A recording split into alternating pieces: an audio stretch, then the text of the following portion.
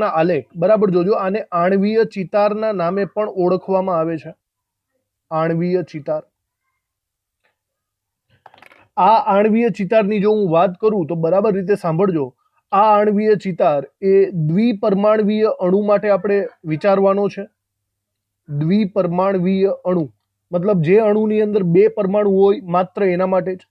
અને એક લિમિટેશન છે કે 20 ઇલેક્ટ્રોનથી ઓછા હોય, 20 ઇલેક્ટ્રોનથી ઓછા હોય તેવા અણુ માટે વિચારવાનું છે. બરાબર, ટોટલ ઇલેક્ટ્રોન 20 થવા જોઈએ. આના વિશેના આણ્વીય ચિતાર વિશે આપણે સમજૂતી મેળવવાની છે. આનો મતલબ એમ થયો કે આપણે બે કક્ષાઓ વિશે જ વિચારવાનું છે, પહેલી અને બીજી કક્ષાઓ. જો 20 ઇલેક્ટ્રોનથી ઓછા ઇલેક્ટ્રોન ધરાવતા અણુઓ વિશે વિચારવું હોય તો તમારે એની અંદર 1s 2s અને 2p બસ માત્ર આટલાનો જ સમાવેશ કરવો પડે, નહીં તો પછી 20 ઇલેક્ટ્રોનથી વધી જશે.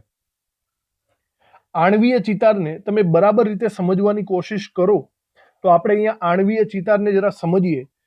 આગળ આપણે જે આણ્વીય કક્ષકવાદ ભણી ગયા ને એની અંદર આપણે એવું સ્પષ્ટ રીતે બોલેલા હતા કે બે પરમાણવીય કક્ષકો હોય એના સરવાળા જેટલી જ આણ્વીય કક્ષકો બને. જુઓ, આણ્વીય ચિતાર કંઈક આપણે આવી રીતે દોરશું. આપણે આની અંદર 3 ભાગ પાડવાના રહેશે. 3 ભાગ, બરાબર.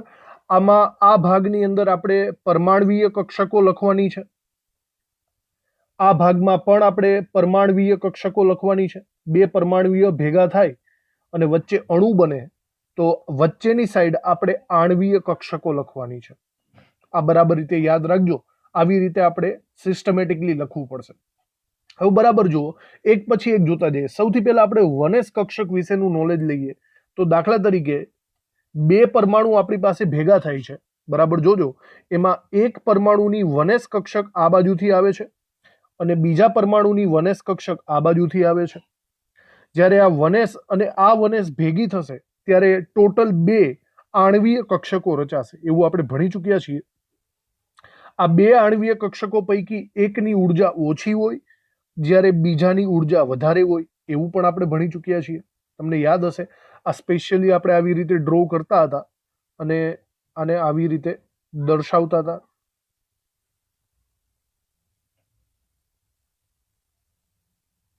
ઓકે, તો જો હું આ કક્ષકને 1s કહું અને આ કક્ષકને 1s કહું, બરાબર, તો આણ્વીય કક્ષકો બે પ્રકારની પડશે. જેની ઉર્જા ઓછી છે તે બંધકારક કહેવાશે, સિગ્મા 1s, અને જેની ઉર્જા વધારે છે તે બંધ પ્રતિકારક કહેવાશે, સિગ્મા સ્ટાર 1s. ઓકે, આના વિશેની માહિતી આપણે આગળ લઈ ચૂક્યા છીએ. હવે વિચારો 1s પછી કોણ આવે? 1s પછી તમારે આવશે 2s. તો 2s કક્ષક, દાખલા તરીકે એક પરમાણુની 2s કક્ષક, બીજા પરમાણુની 2s કક્ષક થઈ ગઈ. તો ફરીથી અહીંયા 1+1 એટલે આણ્વીય કક્ષકો 2 થવાની છે. બે પૈકી એક ઓછી ઉર્જા ધરાવતી બંધકારક અને બીજી વધારે ઉર્જા ધરાવતી બંધ પ્રતિકારક. ફરીથી સિમિલર સિચ્યુએશન જ થઈ. આને પણ આપણે જોડી દેવાની છે.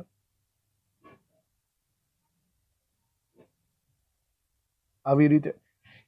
ઓકે, આનું નામ થશે 2s, આનું 2s અને 2s 2s ભેગા થાય એટલે બે આણ્વીય કક્ષકો રચાય. એક છે સિગ્મા 2s બંધકારક અને બંધ પ્રતિકારક સિગ્મા સ્ટાર 2s.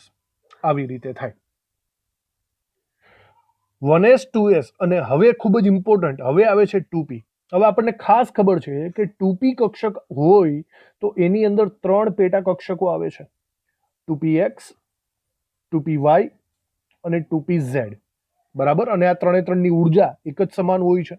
આખો જે આપણો આણ્વીય ચિતાર છે ને એ ઉર્જાને રિલેટેડ છે. ઉપર તરફ જાઓ એમ ઉર્જા વધે છે. તો બરાબર રીતે વિચારો કે જો હું બંને પરમાણવીય કક્ષકોની 2p કક્ષક લખવા જઈશ ને તો આ 2p કક્ષક એક પરમાણુની 3 આવશે આ બાજુ અને બીજી બાજુ પણ એક પરમાણુની 3 આવી રીતે આવશે. હવે જો હું આણ્વીય કક્ષક બનાવીશ તો 3 + 3 કેટલા થશે? 6 થઈ જશે. આનો મતલબ એમ થયો કે 6 કક્ષકો પૈકી 3 કક્ષકોની ઉર્જા ઓછી છે બંધકારક અને 3 કક્ષકોની ઉર્જા વધારે છે બંધ પ્રતિકારક. તો આણ્વીય ચિતાર કંઈક આવી રીતે થશે. આવી રીતે થવો જોઈએ, બરાબર. ધ્યાન રાખજો. હવે થોડુંક એવું ટ્વિસ્ટ આવે છે આની અંદર. અહીંયા આ જે આણ્વીય કક્ષકો જે 3 છે એ ત્રણે ત્રણની ઉર્જા સરખી નહીં હોય. તમને જરા ફટાફટ યાદ દેવડાવી દઉં કે આગળ આપણે બહુ સારી રીતે ભણી ચૂક્યા છીએ પરમાણ્વીય કક્ષકોનું ધન અને ઋણ સંમિશ્રણની અંદર કે હંમેશા 2px અને 2py જે પરમાણ્વીય કક્ષકો હોય તે પાઈ બોન્ડિંગ ધરાવે છે. તમને યાદ હશે સિગ્મા બોન્ડ અને પાઈ બોન્ડ. જ્યારે જે 2pz કક્ષક છે 2pz કક્ષક એ હંમેશા સિગ્મા બોન્ડિંગ ધરાવે છે. તો અહીંયા પ્રકાર પડે છે બે કક્ષકો પાઈ બોન્ડિંગ વાળી છે, એક કક્ષક સિગ્મા બોન્ડિંગ વાળી છે. એટલે આ જે ત્રણે ત્રણ કક્ષકો છે ને એ લાઇનસર નહીં ગોઠવાય, એ ઉપર નીચે ગોઠવાશે. હવે આ ઉપર નીચે ગોઠવવાના બે પ્રકાર છે, બરાબર ધ્યાનથી જોજો. ઉપર નીચે ની ગોઠવણી કંઈક આવી રીતે થાય છે. ઉપર કંઈક આવી સિચ્યુએશનમાં ગોઠવાય છે, બરાબર જોજો. ત્રણ કક્ષકો, આ ત્રણ કક્ષકો પૈકી એક કક્ષકની ઉર્જા વધારે છે અને બે કક્ષકોની ઉર્જા ઓછી છે અને સમાન છે. આના ઉપરથી એક વસ્તુ સ્પષ્ટ થાય છે, જે આ એકલો છે એ 2pz વાળો હશે અને જે બાકીના બંને છે એ 2px અને 2py વાળા હશે. સમજ પડી? 2px અને 2py વાળા એ બંને પાઈ બોન્ડિંગ ધરાવે છે એટલે એક સમાન થઈ જશે અને 2pz વાળા સિગ્મા બોન્ડ ધરાવે છે એટલે એ એકલો રહી જશે. ક્લિયર? તો આવી સિચ્યુએશન કંઈક આપણને જોવા મળશે. આપણે આને યાદ રાખશું માટે. આપણે માટેની નિશાની આવી રીતે જ કરતા હોય ને, માટે ગણિતના દાખલા ગણતા હોય તો માટેની નિશાની ઉપર માટે આવશે. હવે નીચેની સાઈડ માટે પછી માટે પણ આવી શકે, એટલે કે નીચેની સાઈડ કંઈક આવી સિચ્યુએશન પણ આવી શકે. તો આપણે એને યાદ રાખશું માટે માટે. ઉપર પણ માટેની નિશાની, નીચે પણ માટેની નિશાની. અને કદાચ એવું પણ બની શકે કે નીચેની નિશાની ઉલટી પણ થઈ જાય. ક્યારેક આવું પણ બને. તમને યાદ હોવું જોઈએ કે આ નિશાની છે કારણ કેની. ગણિતમાં, મેથ્સમાં કે ગમે તેમાં, ફિઝિક્સમાં આપણે કારણ કે શોર્ટ ફોર્મમાં દર્શાવવું હોય તો આપણે આવી રીતે દર્શાવતા હોય છે, ઊંધું માટે. તો બરાબર જોજો, ફરીથી બોલું છું, 2p કક્ષકો, ત્રણ 2p કક્ષકો, પરમાણ્વીય કક્ષકો જ્યારે ભેગી થાય ત્યારે ટોટલ 3 + 3 6 આણ્વીય કક્ષકો બનશે. અને આ આણ્વીય કક્ષકો બે પ્રકારે ગોઠવણી પામે છે. કાં તો માટેની સિચ્યુએશન, એટલે કે આવી રીતે માટેની સિચ્યુએશન, ઉપર પણ માટે, નીચે પણ માટે. અને કાં તો માટે કારણ કેની સિચ્યુએશન, કારણ કે એટલે કે આવી રીતે ઉપર નીચે વિરુદ્ધ સાઈડ. બંને પોસિબિલિટી થશે. ઓકે, તો બરાબર રીતે યાદ રાખજો. આમાંથી જે બંને ભેગી છે ને એને આપણે પાઈ નામ આપશું. દાખલા તરીકે આપણે નામ આપી જ દઈએ. આપણે માટેની સિચ્યુએશન દ્વારા એને નામકરણ કરવાની કોશિશ કરીએ. આ બધાને તમારે જોઈન્ટ કરી દેવું પડશે આવી રીતે.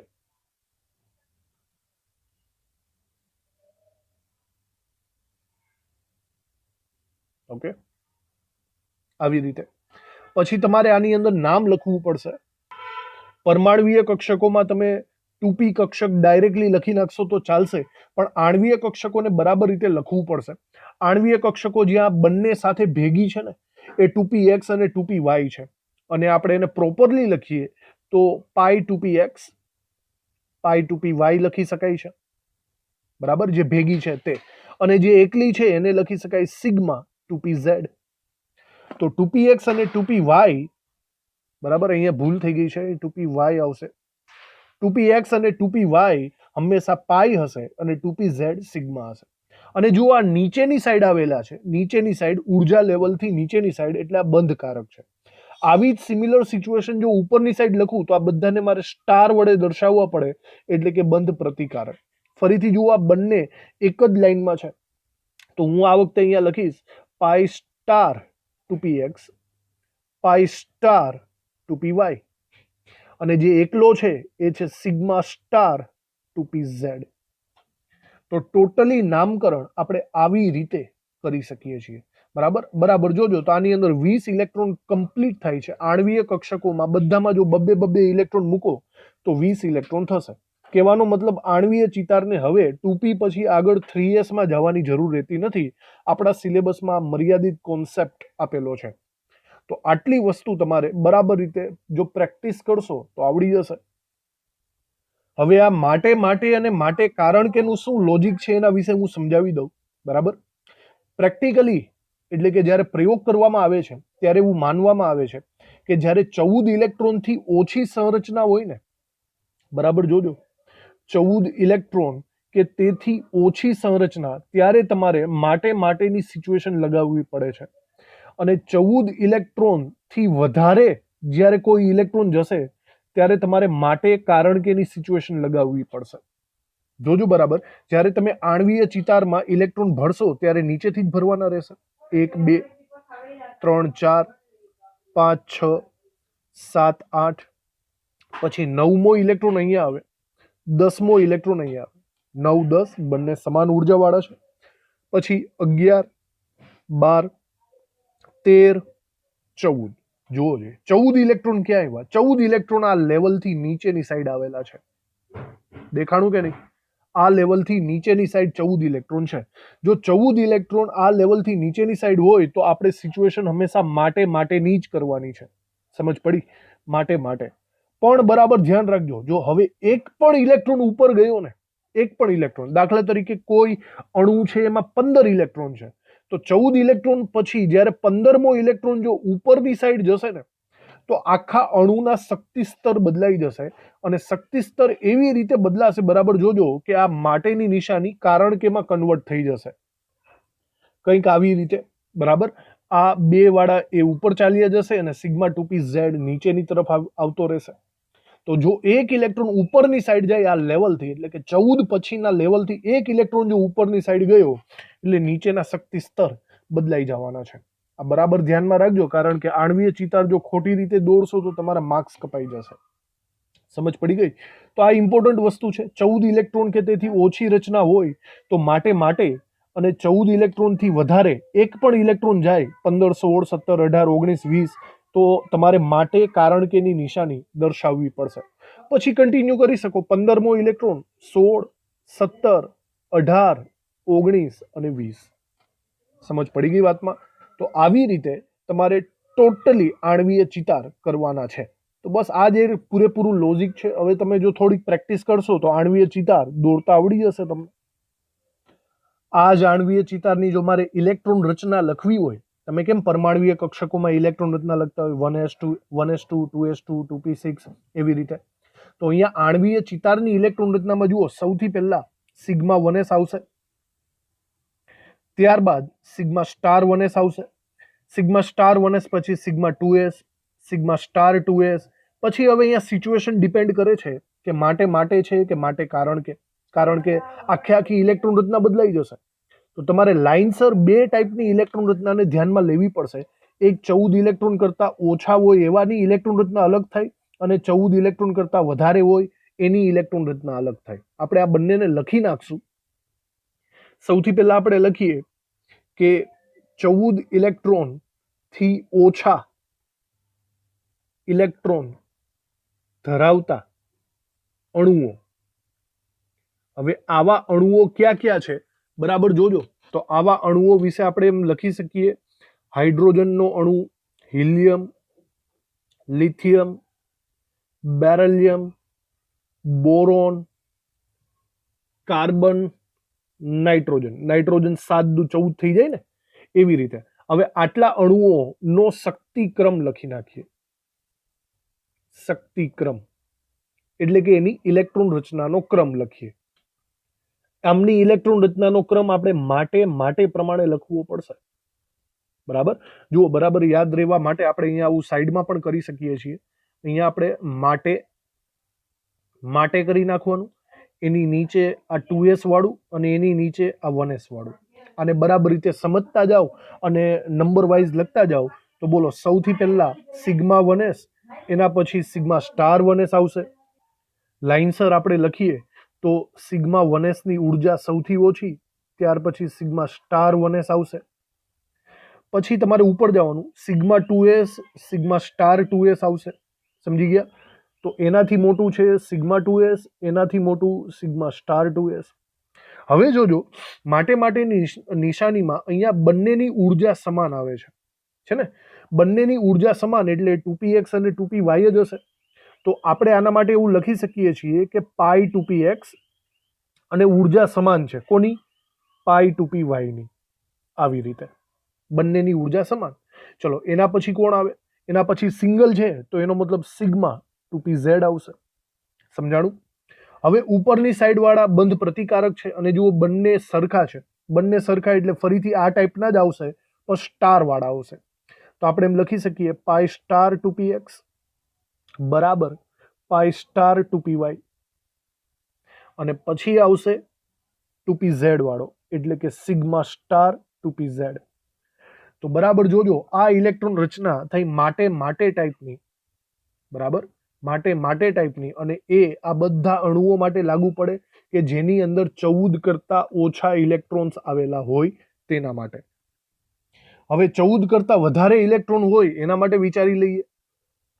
14 ઇલેક્ટ્રોનથી વધારે ઇલેક્ટ્રોન ધરાવતા અણુઓ માટે, હવે આવા અણુઓ કોણ કોણ છે? તો ભાઈ આના વિશે આપણે એમ લખી શકીએ O2 આવશે, F2 આવશે, Ne2 આવશે. 20 ઇલેક્ટ્રોનથી તો વધવાના નથી, બરાબર. નો શક્તિ સ્તર અથવા તો શક્તિક્રમ લખીએ આપણે. તો આ 14 ઇલેક્ટ્રોનથી વધારે છે એનો મતલબ એમ થયો કે અહીંયા રચના થશે માટે કારણ કેની. આ માટે કારણ કે પછી નીચે આવશે 2s વાળું અને એની નીચે આવશે 1s વાળું. આની ઇલેક્ટ્રોન રચના આપણે લખીએ. ચલો, સૌથી નીચેની સાઈડ 1s આવશે એટલે કે sigma 1s, sigma star 1s, sigma 1s, sigma star 1s. એનાથી ઉપર 2s વાળા એટલે કે sigma 2s, sigma star 2s,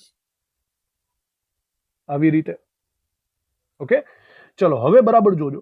હવે અહીંયા પહેલા સિંગલ અણુ આવે છે, સિંગલ કક્ષક આવે છે. એટલે સિંગલ કક્ષક આપણી pz જ હોઈ શકે એટલે કે સિગ્મા 2pz. ત્યારબાદ બેનું જોડકું આવે છે એટલે કે આનાથી મોટું છે પાઈ 2px અને પાઈ 2py, જે બંનેની ઉર્જા સરખી છે. જોઈ લો બંને સરખા આવ્યા ને, આવી રીતે પાઈ 2px અને પાઈ 2py. એના પછી ફરીથી બંને સરખા આવે છે. બંને સરખા આવે ઉપરની સાઈડ એટલે કે સ્ટાર વાળા છે એટલે કે પાઈ સ્ટાર 2px, અહીંયા x લખવાનો છે ભાઈ, પાઈ સ્ટાર 2px બરાબર પાઈ સ્ટાર 2py, આવી રીતે. અને પછી સિંગલ અણુ આવે છે, બરાબર. જે સિંગલ આવે છે એનો મતલબ તે pz છે, તો સિગ્મા સ્ટાર 2pz. આ ઇલેક્ટ્રોન રચના માટે કારણ કે માટેની થઈ ગઈ, જેમાં 14 ઇલેક્ટ્રોનથી વધારે ઇલેક્ટ્રોન હોય છે. બંને ઇલેક્ટ્રોન રચનાને બરાબર રીતે યાદ રાખવી, જે આણ્વીય ચિતાર દોરવા માટે ખૂબ જ ઇમ્પોર્ટન્ટ રહેશે. હવે આણ્વીય ચિતારની માહિતી તો મળી ગઈ. હવે આ આણ્વીય ચિતારની સાથે સાથે આપણે અન્ય માહિતી કઈ કઈ લેવાની છે અને તમારે મોટા સવાલમાં લખવાની છે એ પણ આપણે લખી લઈએ અને એને સમજી લઈએ. અહીંયા હું સાઈડમાં લખું છું કે ઇલેક્ટ્રોન રચના, આણ્વીય ઇલેક્ટ્રોન રચના પરથી અણુ વિશેની અગત્યની માહિતીઓ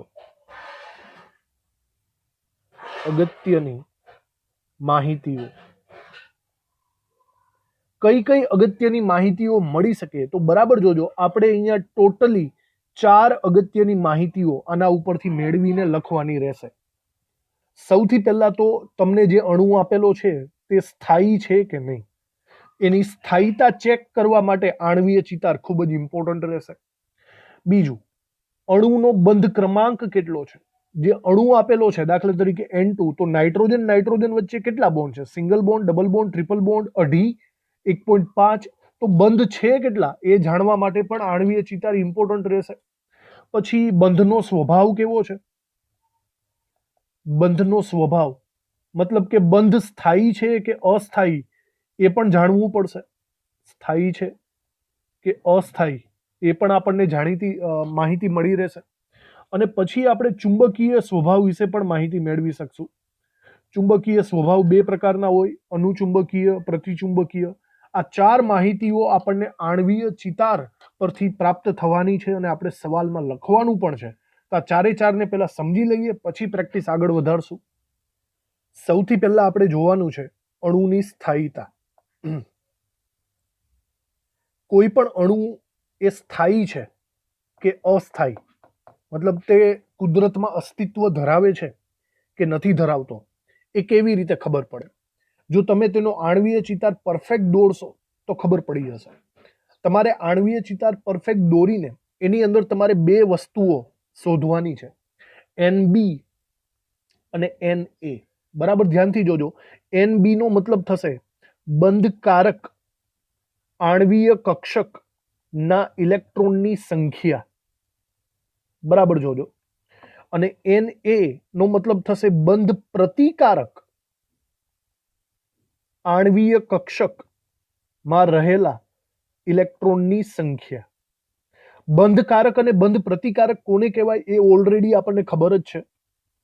આપણે જે આણ્વીય ચિતાર ભણી ચૂક્યા છીએ એને બરાબર રીતે સમજજો. જેમાં સ્ટાર આપેલા છે ને, સ્ટાર એ બંધ પ્રતિકારક છે અને સ્ટાર નથી એ બંધ કારક છે. મતલબ જો હું NB ની વાત કરતો હોઉં તો બરાબર જોજો, આ જે નીચેની સાઈડ વાળા છે ને, સિગ્મા 1s, સિગ્મા 2s, પછી પાઈ 2px, પાઈ 2py અને સિગ્મા 2pz, આ બધા એ બંધ કારક આવશે. બંધ કારક એટલે કે બોન્ડિંગ NB. આની અંદર રહેલા ઇલેક્ટ્રોનની સંખ્યા તમારે ગણી રાખવાની, જેટલી હોય એટલી. એને આપણે NB નામ આપવાનું થશે. અને Na એટલે કે બંધ પ્રતિકારક એન્ટી બોન્ડિંગ આણ્વીય કક્ષકો એ કઈ હશે? એ સ્ટાર વાળા હશે. સ્ટાર વાળા એટલે કે જોઈ લો, સિગ્મા સ્ટાર 1s ની અંદર હોય એટલા ઇલેક્ટ્રોન, સિગ્મા સ્ટાર 2s, અને આ જે ઉપરની સાઈડ છે ને, પાઈ સ્ટાર 2px, પાઈ સ્ટાર 2py અને સિગ્મા સ્ટાર 2pz, એ બધા એ બંધ પ્રતિકારક એટલે કે Na ના ઇલેક્ટ્રોન છે. તમારે આ ઇલેક્ટ્રોન ગણી નાખવાના, જેટલા હોય એટલા. પછી શું કરવાનું? પછી બે પોસિબિલિટી થાય છે તમારી સામે. Na જાણી લ્યો અને NB જાણી લ્યો. પહેલા તો કે જો NB ની સંખ્યા વધારે હોય, બંધકારક કક્ષકોના ઇલેક્ટ્રોનની સંખ્યા વધારે હોય, તો એવું સમજજો કે અણુ સ્થાયી છે. અણુ સ્થાયી દર્શાવે છે, મતલબ કે કુદરતમાં તે અસ્તિત્વ ધરાવતો હશે. અને જો ઊંધું થાય, NB ની સંખ્યા ઓછી હોય અને બંધ પ્રતિકારકની સંખ્યા વધારે હોય, તો એવું સમજજો કે અણુ અસ્થાયી છે, એ કુદરતમાં અસ્તિત્વ ધરાવતો નથી, એવું તમારે સ્વીકારવું પડે. સમજ પડી? તો આ એક સિમ્પલ એવી વાત, NB અને Na દ્વારા અણુની સ્થાયીતા આપણે જાણી શકીએ છીએ. બીજું આપણે અગત્યની વસ્તુ જોઈ શકીએ છીએ એ છે બંધ ક્રમાંક. જે અણુનો આણ્વીય ચિતાર તમે દોરેલો છે એનો બંધ ક્રમાંક તમે જાણી શકો છો. બરાબર જોજો, બંધ ક્રમાંક જેને આપણે બોન્ડ ઓર્ડર એટલે કે BO ના નામેથી પણ ઓળખીશું, એનું એક સૂત્ર જ તમારે લાગુ પાડવાનું છે. અને આ સૂત્ર ડાયરેક્ટલી આવું છે, 1/2 NB - Na. NB - Na. આનો મતલબ એમ થયો કે તમારે સૌથી પહેલા Na અને NB તો ફિક્સ જાણવા જ પડશે. પછી આ સૂત્રની અંદર કિંમત મૂકી દો. તમારે આની વ્યાખ્યા લખવી હોય તો લખી શકાય કે NB અને Na ના મૂલ્યોની બાદબાકી કરીને એના અડધા મૂલ્ય 1/2 કરો તો એને બંધ ક્રમાંક કહી શકાય છે. બરાબર?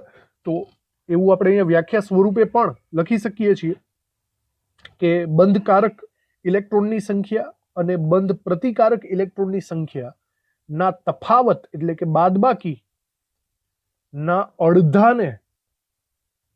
અડધા મૂલ્યને બંધ ક્રમાંક કહે છે. બંધ ક્રમાંક એટલે કે બોન્ડ ઓર્ડર કહે છે. ઓકે, બંધ ક્રમાંક જાણ્યા બાદ એની સ્થાયીતા વિશે ફરીથી આપણે અનુમાન લગાવી શકીએ. બરાબર જોજો, બંધ ક્રમાંક એ નોર્મલી 1, 2, 3 હોઈ શકે છે. ક્યારેક છે ને તમને બંધ ક્રમાંક 1.5 પણ જોવા મળશે, ક્યારેક 2.5 પણ જોવા મળશે. બરાબર, આવા પણ પોસિબલ બનશે. તો અહીંયા આવી રીતે પણ આપણે લોજિક લગાવી શકીએ છીએ કે બંધ ક્રમાંકની સ્થાયીતા એટલે કે બંધના મૂલ્યની સ્થાયીતા શું છે. તો એના વિશે ફરીથી તમે એ જ લોજિક લગાવી શકો છો NB અને Na ની, કે જો તમારો બંધ ક્રમાંક ધન સંખ્યામાં આવે, બરાબર જોજો, પોઝિટિવ ધન બંધ ક્રમાંક આવે, બંધ ક્રમાંક હોય તો ઓટોમેટિક સમજી લેવાનું કે અણુ સ્થાયી છે. બરાબર જોજો, ધન સંખ્યા પોઝિટિવ સંખ્યામાં બંધ ક્રમાંક ક્યારે આવશે? જ્યારે તમારો NB મોટો હોય અને Na નાનો હોય. મોટી સંખ્યામાંથી નાની સંખ્યા બાદ કરો તો ધન સંખ્યા મળે. તો ધન બંધ ક્રમાંક હોય તો તેમનો અણુ સ્થાયી થાય. એનો સીધો મતલબ એમ થયો કે NB મોટો હશે અને Na નાનો હશે. જેના વિશે ઓલરેડી આગળ ચર્ચા કરી ચૂક્યા છીએ. આનાથી ઊંધું ક્યારેક બંધ ક્રમાંક તમારો ઋણ પણ આવી શકે છે. જો ઋણ બંધ ક્રમાંક હોય તો એનો મતલબ એમ હશે કે એન એ મોટો હશે ને એન બી નાનો હશે. નાનામાંથી મોટી સંખ્યા બાદ કરો તો જ માઇનસમાં નિશાની જાય. તો તમારે એવું સમજવાનું કે અણુ અસ્થાયી હશે. આનો મતલબ એન બી નાનો એન એ મોટો, તો ઓલરેડી એ અસ્થાયી થઈ જાય. આગળ આપણે જોઈ લીધેલું છે. અમુક વખત તમારો બંધ ક્રમાંક 0 પણ મળશે. બરાબર, ક્યારેક એવું બને કે બંધ ક્રમાંક બરાબર 0 મળી શકે છે. આવું જ્યારે બને બંધ ક્રમાંક 0, એનો મતલબ કે બે પરમાણુ વચ્ચે બંધ જ નથી, કોઈ પ્રકારનો બંધ જ નથી, તો એ ઓટોમેટિક અણુ અસ્થાયી કહેવાશે. અસ્થાયી અણુ કહેવાશે. ઓકે, અને આવું ક્યારે બનશે? જ્યારે NB અને Na સરખા થઈ જાય ત્યારે. તો આ થઈ ગયો બંધનો સ્વભાવ. બરાબર, બંધની અંદર આવી રીતે સ્વભાવ જાણી શકાય છે કે બંધ સ્થાયી છે, અસ્થાયી છે, કેવી રીતે. અને લાસ્ટ આપણે જોવાનું છે એ છે ચુંબકીય ગુણધર્મ. ચુંબકીય સ્વભાવ કેવો છે, ચુંબકીય ગુણધર્મ કેવો છે, એ આપણે આણ્વીય ચિતાર દ્વારા જાણી શકીએ છીએ. નોર્મલી ચુંબકીય સ્વભાવ બે ટાઈપના હોય છે, અનુચુંબકીય અને પ્રતિચુંબકીય. આના વિશે આગળ પણ આપણે ચર્ચા થઈ ચૂકી છે. અનુચુંબકીય અને પ્રતિચુંબકીય. અનુચુંબકીયનો મતલબ એમ હશે કે કોઈ પણ પરમાણવીય, હવે આણ્વીય બોલીશ, કોઈ પણ આણ્વીય કક્ષકની અંદર જો સિંગલ ઇલેક્ટ્રોન તમને દેખાય, અયુગ્મિત ઇલેક્ટ્રોન દેખાય, તો એ અનુચુંબકીય ગુણધર્મ ધરાવે છે.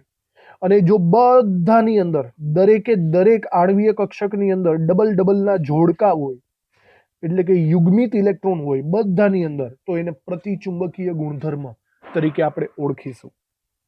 તો આના વિશે તો આપણે ઓલરેડી જાણીએ જ છીએ. તો આપણે એના વિશે લખી નાખીએ એક એક વાક્ય. પહેલામાં લખીએ કે જો બધી જ આણ્વીય કક્ષક મોલેક્યુલર ઓર્બિટલ દ્વિભરાયેલ હોય, ડબલ ભરાયેલ હોય, બરાબર, એનો મતલબ એમ થયો કે બધાની અંદર આવી રીતે યુગ્મિત ઇલેક્ટ્રોન આવેલા હોય, તો આપણે એમ કહી શકાય કે તે પ્રતિચુંબકીય ગુણધર્મ ધરાવે છે. અને પ્રતિચુંબકીય ગુણધર્મનો મતલબ એમ થયો કે તે ચુંબકીય ક્ષેત્રમાં અપાકર્ષણ પામે છે. ચુંબકીય ક્ષેત્ર વડે અપાકર્ષિત થાય છે. બરાબર, બંનેની સ્પિન એકબીજાથી વિરુદ્ધાર્થી હોય છે.